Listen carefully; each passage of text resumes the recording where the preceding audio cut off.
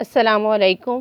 امید ہے کہ آپ سب اللہ تعالیٰ کے فضل و کرم سے خیریت سے ہوں گے اور کرونا وائرس سے بچاؤ کے لیے حفاظتی تدابیر اختیار کر رہے ہوں گے۔ کرونا وائرس سے بچاؤ کے لیے 6 فٹ کا فاصلہ رکھیں۔ کلاس کل ہم نے اردو کے سبق نمبر 3 بے مثل ہے ذات رسول کریم صلی اللہ علیہ وآلہ وصحبہ وسلم کے مشقی سوالات سوال نمبر 7 اور 10 حل کیے۔ آج ہم کچھ نیا لکھے ہوئے سوال نمبر 11 کے بارے میں پڑھیں گے۔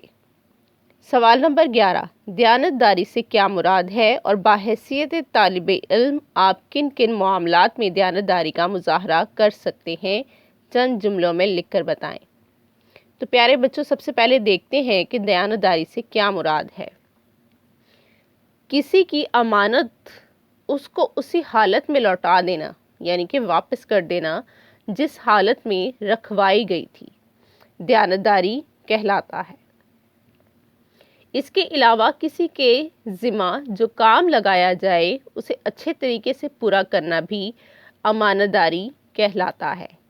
دیانتداری کے لیے امانتداری اور ایمانداری کے الفاظ بھی استعمال ہوتے ہیں۔ چلیں آئیے اب دیکھتے ہیں کہ بحیثیت طالب علم ہم کن کن معاملات میں دیانتداری کا مظاہرہ کر سکتے ہیں۔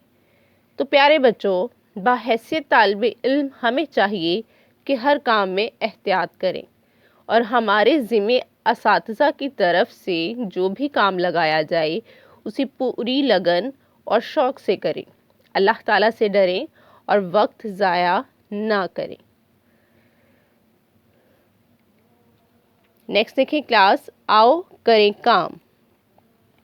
سوال نمبر 12، لائبریری سے حاصل کردہ کتاب یا انٹرنیٹ کی مدد سے یا بچوں کے رسائل میں سے اپنی پسند کی کوئی اخلاقی کہانی، واقعہ، ڈرامہ یا نظم پڑھیں، بعد ازاں کمرہ جماعت میں ساتھیوں کو سنائیں اور اس کے اخلاقی سبق پر بات چیت کریں۔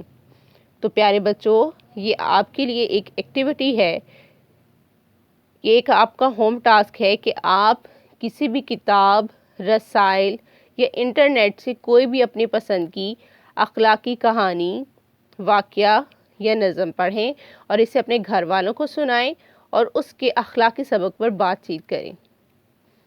اخلاقی کہانی جیسے سچ کی برکت، جھوٹ کا انجام اور اتفاق میں برکت وغیرہ۔ سوال نمبر 11 اور 12 کی دہرائی کریں اور سوال نمبر 11 دیانتداری سے کیا مراد ہے اسے اپنی نوٹ بک میں تحریر کریں۔ اللہ حافظ۔